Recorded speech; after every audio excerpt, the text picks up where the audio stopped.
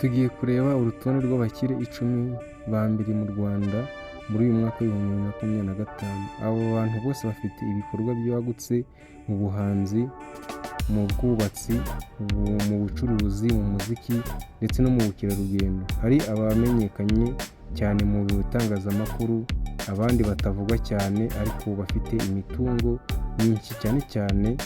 Reka turebe abo bantu ko ari 10. Hari abadakunda kuvugwa ariko usanga bafite amafaranga cyangwa se mu buryo bwinshi cyangwa se mu buryo buteruye, badakunda gutangaza imitungo yabo. Niyo mpamvu twafashe urutonde rw'abantu b'abakire 10 cyangwa se bita abajitafaranga mu Rwanda bafite amafaranga menshi kuba barenze abandi, ariko urutonde ntabwo ari hame cyangwa se ntabwo ari hakuka. Ushobora gufata umwanya wa mbere ukamugira uwo ushaka kuba wamushyiraho, cyangwa se uwa 10 akaba yaba uwa mbere bitewe n'uko wowe umufana cyangwa se bitewe n'uko umwemera cyangwa se uzi ibikorwa remezo yagiye akora hirya no hino mu Rwanda. Ubwo rero ibirisi twagiye turakora ntabwo twitaye ku wa mbere cyangwa se ku wa kabiri, ahubwo twagiye gutondeka twebwe uko tubyumva, nawe hari ukundi ukuntu ubyumva. Ngiye mugiye kubona muri iyi video nitwa Uwiragiye Dani. Icyo ngusaba hano rero urakanda subscribe, ufungura inzogera kugira hatazagira video n'imwe igucika iturutse hano. Mu bantu bakira notification ujye ugerageza kuba wayifata mu ba mbere. Niyo mpamvu usaba kubanza wakanda subscribe, ufungura inzogera kugira hatazagira video n'imwe igucika iturutse hano. Ku mwanya wa mbere rero twahasanze umuhanzi ukunzwe n'abantu batari bake, ukunzwe n'ingeri zose, uri kuzamuka ku rwego rwo hejuru, ari we Bruce Melody. Kuri uyu mwanya wa 10 hari umuhanzi w'icyamamare Bruce Melody. Uyu mugabo si umuhanzi gusa, ahubwo ni umushoramari ukomeye cyane. Afite inzu y'umuziki yitwa Igitangaza Music, akaba afite amasezerano akomeye n'amakompanyi mpuzamahanga atumye amwinjiriza amafaranga menshi cyane ku buryo bworoshye. Yashoye kandi mu bikorwa by'ibiribwa n'ibinyobwa, akaba umwe mu bahanzi bake bo mu Rwanda batunze imodoka zihenze cyangwa se bafite amafaranga ya mirenge. Yazamutse ku buryo bugoranye murabizi, ariko kuri ubu ubwo yagezeho afite amafaranga menshi cyane. Kuri ubu ukurikirwa n'abantu batari bake, hafi 700,000 n'imigereka ku mbuga nkoranyambaga cyane YouTube. Niba ushaka kureba amafaranga uyu muhanzi ashobora kuyinjiza kuri YouTube, unyaruke kuri Social Blade uraza kubona urutonde rw'amafaranga ashobora kuba yakwinjiza buri kwezi. Rero n'umwe mu bantu bagafite cyangwa se bafite amafaranga menshi cyangwa se amafaranga atubutse. Reka dusimbukire cyane gatoya, ntiza akanya kawe, dusimbukire ku mwanya wa 9. Turasanga umunyamakuru wabigize umwuga, umunyamakuru cyane uzamutse mu buryo bwo cyangwa se wakunze kumenyekana mu igurisha ry'abakinnyi cyangwa se mu kuzamura impano zitandukanye z'urubyiruko. Ku mwanya wa 9 rero niyo twasanze Kenesi, umushoramari w'imena mu itangazamakuru. Kenesi afite radio izwi cyane mu Rwanda, imwinjiriza amafaranga menshi cyane mu kwamamaza. Si ibyo gusa, yashoye mu bikorwa by'ikoranabuhanga ndetse no mu mishinga y'ubucuruzi izamura impano z'urubyiruko. Akenshi akunze kuzamura abahanzi cyangwa se akazamura abakinnyi b'umupira, ndetse iyi radio nayo ni imwe mu iminjiza amafaranga bitewe n'uko abamamarizaho usanga ari benshi, akaba mu itangazamakuru abimazemo n'igihe. Ubwo rero bimuha amahirwe yo kuba yafata mu bantu bagafashe cyangwa se mu bantu bafite amafaranga cyangwa se bo bita abajitafaranga. Niyo twasanze kuri uyu mwanya wa 9. Ku mwanya wa 9 tuhasange umuherwe uzwi cyane, ufite ibikorwa remezo bitandukanye hirya no hino mu gihugu ndetse no hanze yarwo, bita Rwayitare Nico Alexis Family. Ku mwanya rero wa 8 niwe twasanze kuri uyu mwanya wita Nico Alexis Family. Ni n'umuryango we ni abakirwe cyangwa se abakire ba mbere mu Rwanda. Ni umwe mu bantu wagize amateka akomeye kuko ari we wahamagaje telefone bwa mbere muri Afurika, afite imitungo mu bikorwa by'itumanaho, amasambu manini n'ibikorwa by'ubwubatsi n'ubukerarugendo. Umuryango we ukomeje gufata iya mbere mu mishinga ikomeye y'iterambere. Abenshi ntabwo bari bamuzi, ariko niwe wafashe iya mbere mu kuba yahamagaza. Telefone ya mbere yahamagajiye yaturukaga mu Rwanda. Ntabwo mwari mubizi, ariko abenshi mubimenyeye hano. Ni uyu mugabo wakoze ibintu by'ikoranabuhanga cyane akabyinjiramo neza, akaba ari we waciye agahigo muri Afurika mu kuba yafata iya mbere mu kuba yakoresha itumanaho ryo guhamagara kuri telefone. Niwe twasanze kuri uyu mwanya. Reka umwanya wa 7 tuhasange umupapa twubaha, His Excellency Paul Kagame, niwe ufashe kuri uyu mwanya. Umwanya wa 7 rero twasanzwe umugabo uzwi, umugabo w'intwari, ufite imitungo myinshi. Imitungo ni ibigo bikomeye biri muri Crystal Venture, abantu benshi murabizi hano. Kuni twisanzwe kuri uyu mwanya ufite amafaranga menshi cyangwa se imitungo myinshi. Turasanga Paul Kagame, perezida w'u Rwanda. Uyu ni umuyobozi ufitanye isano n'ibigo bikomeye cyane nka ISCO ishinzwe umutekano, murayizi ko ariyo ikomeye cyane. NPD ni nacyo n'ikigo gikomeye, na ARG n'Inyange Industry n'ibindi byinshi. Uretse na politiki, hari ibikorwa by'ubwubatsi, ubukerarugendo n'inganda zikomeye byerekeye umuryango we, byose byinjiriza amafaranga menshi. His Excellency Paul Kagame niwe twasanze kumwe nawe. Ni bamwe mu bahegwe cyangwa se ni umwe mu bahegwe bafite amafaranga mu Rwanda. Ntabwo yagomba kubura kuri urutonde, ariko cyangwa se muri liste twabashakiye, nawe ni umwe mu bantu bafite amafaranga menshi hano mu gihugu. Si ibyo bikorwa gusa afite n'ibindi hirya no hino musanzwe muzi cyangwa se mutanazi, ariko nawe ni umwe mu bahegwe bafite amafaranga. Ntabwo tumutindaho cyangwa tumuvugeho byinshi, reka twigire ku mwanya wa 6. Umwanya wa 6 turasanga bita Tribert Rujugiro Ayabatwa.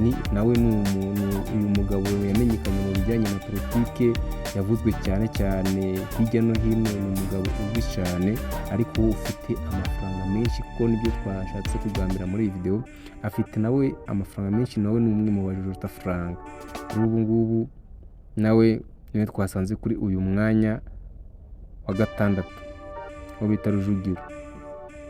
Umuryango we afite uruganda afite inganda nyinshi, ariko hari urwamenyekanye cyane rukora itabi, rucuruza mu bihugu byinshi bya Afurika ndetse no mu mbibi zaho na hano mu Rwanda.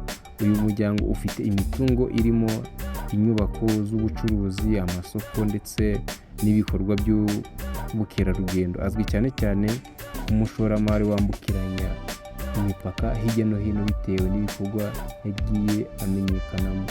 Nawe rero ni umwe mu bagafashe cyangwa se mu bahegwe bafite amafaranga mu Rwanda, cyane imiryango ye cyangwa se imiryango yabo. Nawe ni umwe mu bafite amafaranga menshi cyane. Ntabwo tumutindaho, nawe ntabwo tumuvugaho byinshi, ariko reka twimanukire ku mwanya wa 5. Mu mwanya wa 5 turasanga Hatari Seko, niwe twasanze kuri uyu mwanya wa 5. Mu mwanya wa 5 rero uyu Seko afite inyubako ndende izwi cyane mu mujyi wa Kigali, ariyo abenshi abavuye mu ntara, abatuye mu mujyi wa Kigali murayizi yo bita Infinix cyangwa se inyubako ndende ngaho. Umugeni w'uyu muhegwe nawe ufite amafaranga menshi, yashoye imari mu bikorwa by'ubwubatsi, amasoko manini n'imishinga y'ubucuruzi. Kugezwaho ni imwe mu bakire bagaragazaho ishusho y'iterambere y'umujyi, cyangwa se n'umwe mu bagafashe bagize uruhare runini mu kuba umujyi wa Kigali wagaragara neza, cyangwa se wageramo inyubako. Akaba ari we umwe mu bakire bagafashe banaciye agahigo mu manyubako ndende ari hano mu Rwanda, by'umwihariko mu mujyi wa Kigali, ariwo bita City Tower. Nawe ntabwo tumutindaho, ntabwo tumuvugaho byinshi, ariko reka twigire ku mwanya wa 4 wo bita Mugisha Joseph. Abenshi ntabwo bamuzi kubera ko adakunda kujya mu itangazamakuru cyangwa se kuvuga imitungo ashobora kuba abitse, ariko nawe ni umwe mu bagabo bafite ibikorwa byinshi by'ubucuruzi butandukanye, harimo ubuhanzi bugezweho, ubwikorezi n'ubwubatsi. Afite ishusho y'umuntu ukora bucece ariko afite ubukire bukomeye. Ibintu bye abitwara gake, ntakunda kwigaragaza, ariko ni umwe mu bantu bafite ibikorwa remezo hirya no hino mu Rwanda, ariko bucece. Ntakunda kujya mu itangazamakuru nk'abandi bose, nk'abandi bakire, ariko nawe ni umukire bucece cyangwa se buhoro buhoro. Tutabatindiye cyane, reka twigire ku mwanya wa gatatu. Umwanya wa gatatu turasanga uwo bita Makuza cyangwa se Bakuza Letayine. Uyu Makuza afite nayo inyubako nziza aho ngaho mu mujyi wa Kigali, abenshi bakunda gutukura ibikorwa bitari byiza, ariko nawe ni umuherwe, ni umwe mu bagafashe. Afite amafaranga menshi, nawe ni umwe mu bajejetafaranga bari mu Rwanda, niwe twasanze kuri uyu mwanya.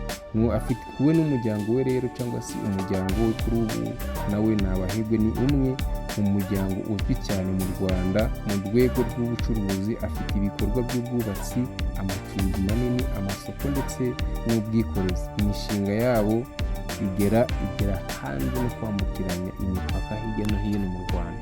Ntabwo bashora imari hano mu Rwanda gusa, ahubwo no hanze y'igihugu naho bambukiranya imipaka bajyanyeyo ibicuruzwa byabo cyangwa se ubwikorezi bwabo, bitewe n'ibikorwa bagenda bakora hirya no hino. Rero niba utarakanda subscribe, kanda subscribe nonaha, ufungure inzogera kugira ngo hatazagira video nini igucika iturutse hano. Ese uribaza ari nde tugiye gusanga ku mwanya wa kabiri? Uri kwibaza ari nde tugiye gusanga ku mwanya wa mbere? Ni ikibazo. Ntabwo mbatindira cyangwa se ngo twizinge mu magambo, tugiye kureba abafashe umwanya wa kabiri. Ku mwanya wa kabiri turasanga bita Twahirwa Ludovico, niwe twasanze kuri uyu mwanya wa kabiri. Twahirwa rero umushoramari mu bucuruzi bw'icyayi n'ikawa, afite amasambu manini cyane, mugenda muyabona hirya no hino, ahantu h'icyayi ukuntu kiba kingana, aho bagihinga ukuntu haba hari amasambu kugira ibisabwa kugira iyo sambu ukuntu ibingana, namwe murabizi ukuntu bimeze, nta hantu hatari icyayi usibye uturere tumwe na tumwe. Uyu mugabo rero niwe ukuriye amasambu y'ikawa cyangwa se amasambu y'ibyayi. Umusaruro atanga umusaruro munini, cyangwa se atanga akazi kenshi gashoboka ku bakozi, cyane cyane urubyiruko rw'igihugu. No mu karere hirya no hino agiye agiramo ubushoramari butandukanye, kandi no mu bukerarugendo naho afitemo imari nyinshi zitandukanye agenda ashoramo. Mu nganda zitunganya ibikomoka ku buhinzi nawe afata iya mbere. Ubwo rero namwe n'umwe nawe mu bahegwe hano mu Rwanda bagafashe cyangwa se bageze iyo bajya, bitewe n'amafaranga bibitseho cyangwa se bitewe n'amafaranga bafite. Ntabwo mbatindira cyane rero, twe no kumugarukaho, nta muntu utazi icyayi bagira keretse abo mu mujyi we ntawamenya. Reka twigire ku mwanya wa mbere. Umwanya wa mbere rero ntabwo nzi ngo ninde batekerezaga, ariko turasanga Sina Gerard. Nkuko natangiye mbibabwira, urutonde ntabwo ari ntakuka, ushobora kurutondeka uhereye ku mwanya wa mbere cyangwa se uhereye ku mwanya wa nyuma, cyangwa se ukunda ukamugira umwanya wa mbere bitewe n'uko ubyumva. Ku mwanya wa mbere rero turasanga uwo bita Sina Gerard, niwe wafashe umwanya wa mbere. Nyiri Urwibutso Enterprise, afite ibikorwa byinshi by'ubuhanzi, ubworozi, inganda n'ibintu bikomoka ku biribwa cyangwa se ku buhinzi. Urugendo rwe ntabwo rworoshye, cyangwa se uko yagiye abibona n'uburyo bugoye, ariko ntabwo tugiye kubisubiramo. Azwi cyane cyane mu guhanga udushya nk'agasenda kandi nk'urwibutso, akabanga. Ibyo byo murabizi ko ari we nyirabyo, cyangwa mu kuba yakora utwo tuntu nk'utu ngutu. Abenshi no gutunganya imbere mu gihugu imbere umusaruro ukomoka ku biribwa. Mu Rwanda rero nawe ni umwe mu bantu bagafashe cyangwa se ni umwe mu bantu bakora ubucuruzi mpuzamahanga, afatwa nk'icyitegererezo cy'umuntu wubaka igihugu anateza imbere abaturage, bitewe n'uko nawe atanga akazi ku bantu benshi. Ku mafaranga yinjiza ntabwo twabashije kuhamenya, ariko nawe ni umwe mu bahebwe bagafashe hano mu Rwanda. Nk'uko urutonde rwacu rwa FIB Rwanda w'ibihumbi 2025 rugenda rumeze ku bakire 10 ba mbere mu Rwanda cyangwa se mu bakire 10 ba mbere mu gihugu, aba bose bafite inkuru zidasanzwe z'ubuzima bwabo, kandi buri wese afite uburyo yanyuzemo kugira ngo agere ku rwego rwo hejuru. Nawe ushobora kuzakora kugira ngo ugere ku rwego bariho, cyangwa se ube byaba ngombwa ngo unabarengeho. Ese wowe ninde uri kuri uru rutonde ukunda cyane, ushimira cyane kuba yarageze yagera, cyangwa se ufitiye akamaro kurenza abandi ubona ari inde?